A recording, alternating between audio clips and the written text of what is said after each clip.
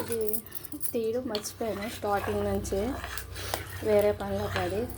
పెద్ద సగ్గుబియ్యం ఉంటాయి కదా, ఆ పెద్ద సగ్గుబియ్యం ఇలా వాటర్ ఇలాగ అయ్యే వరకు బాగా ఉడికించాలి. తర్వాత ఇందులోన దీన్ని ఏంటంటామంటే మేము యోగా పాయసం అంటాము. ఎందుకంటే యోగా క్లాసులు అప్పుడు ఇది బాగా చేసేవారు. దీనికే మీకు కొబ్బరి చూపించాను కదా, దాన్ని ఇలా నేతిలో బాగా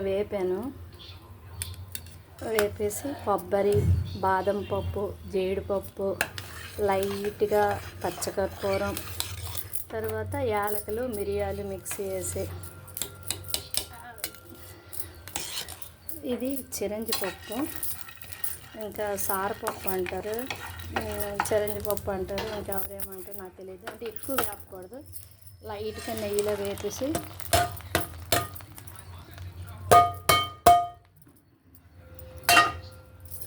ఇంక ఇవన్నీ ఉడికిన తర్వాత లాస్ట్కి బెల్లం వేయాలి.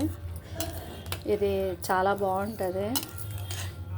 ఇదైతే ఫంక్షన్కి చేసినట్టు పెద్ద పెద్ద తెపాలతో చేసేదాన్ని, ₹1000 చేసి అందరికీ పంచేదాన్ని. ఇప్పుడు అంత ఓపిక అయితే లేదు, ఇంట్లో వాళ్ళు మట్టిగా చేస్తున్నాను. మా ఇంట్లో యోగా క్లాసులు అయ్యేటప్పుడు వాళ్ళు వచ్చి చేశారు. మట్టపల్లి నుంచి వాళ్ళందరూ ఉండేవారు ఇంట్లో, గురూజీలు ఒక 10-15 మంది మొత్తం క్లాసులు కండక్ట్ చేసేవారు. ఈ సగ్గుబియ్యం పూర్తిగా వాటర్ లాగా అయిన వరకు ఉంచి అప్పుడు బెల్లం వేయాలి లాస్ట్కి.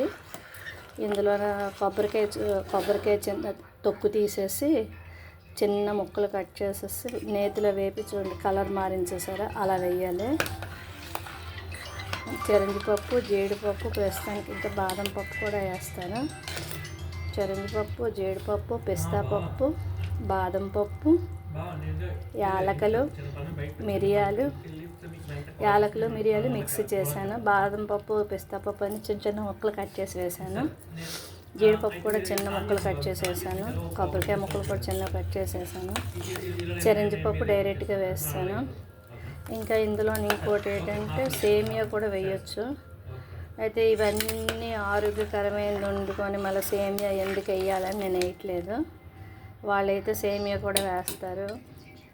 మళ్ళీ ఇన్ని మంచి వేసి మళ్ళీ మైదా ఎందుకని చెప్పి నేను వేయట్లేదు.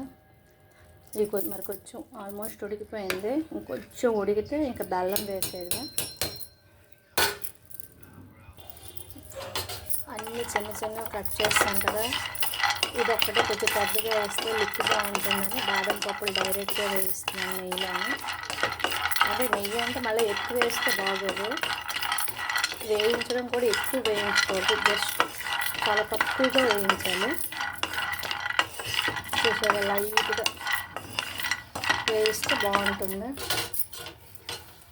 ఇది ఇందులోన బెల్లం వేసిన తర్వాత బాదం పప్పు కానీ వేసామనుకోండి, కొంచెం రోస్ట్గా తినడానికి ఒక డిఫరెంట్ టేస్ట్ వస్తుంది.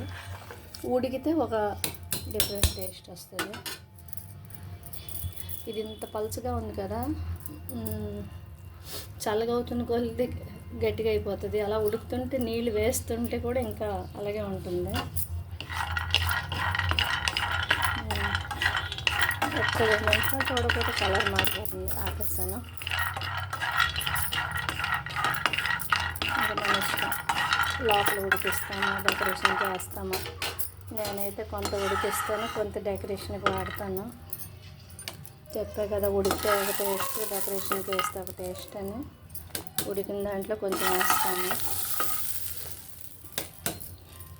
మా అల్లుడికి ఏమైనా స్వీట్లు చేస్తే మీద ఇలా డెకరేట్ చేస్తే ఇష్టం. పాయసం రెడీ అయిపోయింది. బాదం పప్పులు చూడండి ఎలా తేలుతున్నాయి. ఇప్పుడు ఇంత నీరుగా ఉందా, చల్లగా అయితే చిక్కగా అయిపోతుంది. ఓకే, లైక్ చేయండి, షేర్ చేయండి, సబ్స్క్రైబ్ చేయండి. Thank you. ఇది తయారు చేసేటప్పుడు మాత్రం దలసరి గిన్నెలు వేరే దగ్గర ఉండిపోయేవి, అందుకే కుక్కర్ పెట్టేశాను. అలాగని విజిల్ కాదు, జస్ట్ అంతా బయట ఉడికించాలి.